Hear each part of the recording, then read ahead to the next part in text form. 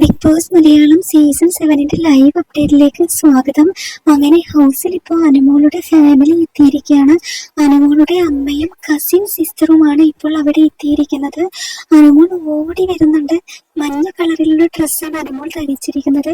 അങ്ങനെ അനുമോൾ ഓടി വന്ന് അമ്മയെ കെട്ടിപ്പിടിക്കുന്നുണ്ട്.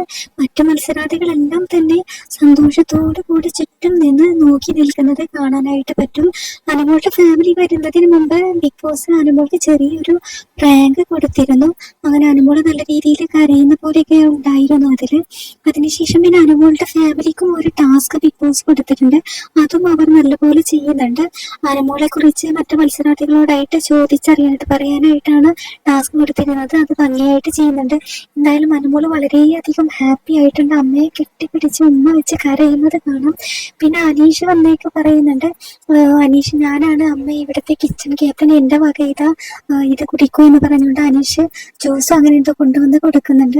എന്തായാലും വളരെ സന്തോഷത്തിലാണ് അനുമോളുടെ ആരാധകരും ഇപ്പോൾ ഹാപ്പി ആയി എന്നുള്ളതാണ് സത്യം.